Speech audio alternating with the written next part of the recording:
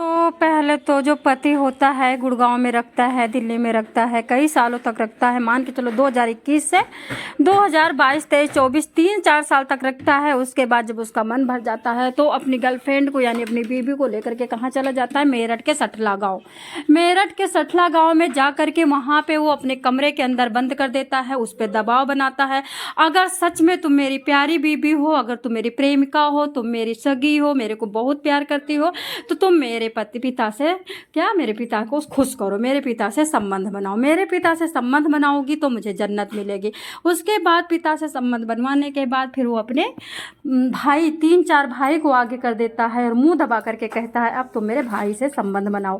दोस्तों ये सब हो रहा था बेचारी एक फरीदाबाद की रहने वाली मीनाक्षी के साथ, और मीनाक्षी बस सब कुछ सह रही थी क्योंकि दरवाज़ा आगे से लॉक था, उसके बाद भी दरवाज़ा लॉक था, उसके बाद भी दरवाज़ा लॉक था। उस दरवाजे में कुंडी या चाबी जो थी उसके पास नहीं थी। अगर वो खोल भी लेती तो इतना बड़ा गांव था और वहाँ पे सारा टोटल इलाका उन्हीं का था, उन्हीं के लोग रहने वाले थे, वो कैसे उस घर से निकल सकती थी।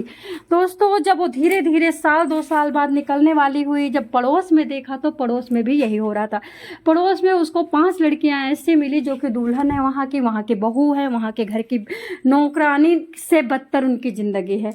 उन्होंने पूछा तुम कहाँ से, किसी ने बताया मैं चंडीगढ़ से हूँ, किसी ने बताया मैं पंजाब से हूँ, किसी ने बताया मैं अम्बाला से हूँ, किसी ने बताया मैं दिल्ली और गुड़गांव से हूँ। सब ने अपने अपने दुख बताए और सब ने लास्ट में बताया कि मेरे साथ वही होता है जो तुम्हारे साथ होता है।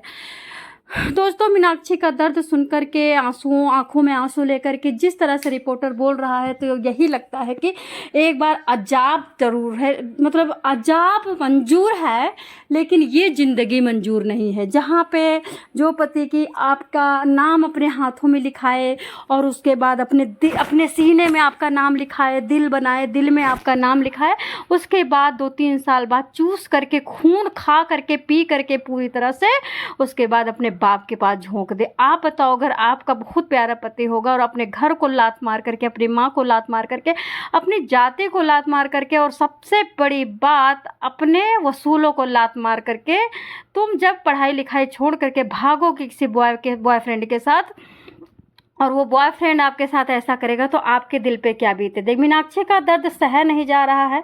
मीनाक्षी के एक लड़की हो चुकी थी, एक लड़का हो चुका था, सठला गांव में बंद थी, लेकिन जब मीनाक्षी को पता चला कि जितनी यहाँ की औरतें हैं 5 से 6 औरतें सब ऐसी की ऐसी हैं, तो मतलब कोशिश करके किसी तरह से मतलब आँखों में मतलब खून देख करके, दर्द देख करके अपने ऊपर अपनी मौत को कंधे पे लाद करके मीनाक्षी कहाँ पहुँचती है, थाने पहुँच करके वो भाग करके जा करके FIR लिखाती है और वहाँ पे बैठ जाती है।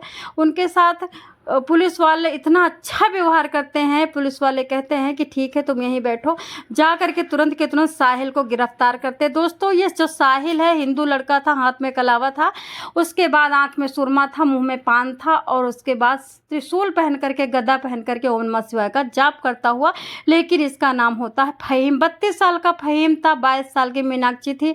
इतना मीनाक्षी को प्यार परवान चढ़ा कि फहीम के आंखों में कभी देख ही नहीं पाई कि ये फहीम है, उसको साहिल ही दिखता था। दोस्तों ये ढोंगी बिल्ला किस तरह से फरीदाबाद की लड़की को, दिल्ली की लड़की को किस तरह से फुसला करके मेरठ के सठला गांव में जा करके बंद कर देता है, अपने अब्बू से, अपने भाई से, अपने मौसी के लड़के से, अपने दोस्तों से पर डे रेप करवाता था और कहता था अगर तुम इस तरह से रहोगी तो मैं पसंद नहीं कर सकता, क्योंकि मुझे पूरी तरह से बताया गया है, मदरसों में मुझे बताया गया है जब तुमको जन्नत मिलेगी जब पूरी तरह से 5 बार नमाज पढ़ेगी हिंदू लड़की, और बुर्का पहनेगी, हिजाब पहनेगी और गऊ का मांस खाएगी। और अगर वो दबाव में गऊ का मांस खाती है और दबाव में कुरान पढ़ती है, दबाव में वो रोज़ा रहती है, तब भी तुमको सुन्नत यानी जन्नत नहीं मिलेगी, तुम नरक में ही जाओगे। तो वो लड़की पूछती है कि ये तुम सब किस लिए करते हो, तुम्हारा मकसद क्या है? किसी को दिल को तड़पा करके, किसी को घर से बहका करके, किसी के आत्मा को मतलब रुला करके, उसकी ज़िंदगी बर्बाद करके, रोने के लिए, तड़पने के लिए राख बना के मुझे चिता बना दिया, जिंदा लाश बना दिया। तो उसने कहा कि मुझे तो जन्नत मिलने वाली है। हमारे धर्म में बताते हैं जिस दिन तुम काफिर को लाओगे और काफिर को अपने घर में रख करके 5 बार नमाज पढ़वा दोगे, बुर्का पहना दोगे और वो तुम्हारे धर्म को हंस करके कबूल करके गौ मांस का टुकड़ा अपने मुंह में भर करके मुस्कुराएगी और उसकी आत्मा तार तार होगी, खुश होगी, गदगद होगी। उस दिन मानो तुमने एक अच्छा काम किया, सुन्नत का काम किया है, आपने जन्नत जाने वाला काम कर दिया, तुम्हारा जन्नत जाने का रास्ता फिट हो गया। दोस्तों ये फहीम नाम का आदमी है, फोटो सारा लगा दिया है आपको। और वो महिला किस तरह से अपना मुंह छुपा करके कुर्ता सलवार पहने हैं, इसने गौ मांस भी खाया है, नमाज भी पढ़ा है, बुर्का भी पहना है, धर्म चेंज भी करवाया है। और इसकी सास को, ये फहीम की मम्मी को ज़रा सी भी तकलीफ नहीं थी कि फहीम का जो पिता है इसके साथ इस तरह से अवैध संबंधों में रत होकर के इसको प्रताड़ित करता है, इसको जगह जगह काटता है, कूटता है, इसको बांधता है, इसको टॉर्चर करता है, इसको तड़पाता है। उसे कोई फ़र्क नहीं पड़ता था। वो भी कहीं ना कहीं 72 हूर, अब और आदमियों को तो हूर मिलते हैं लेकिन औरतों को पूरा मिलते होंगे, यानी कि भगवान मिलते होंगे, परा मिलते होंगे।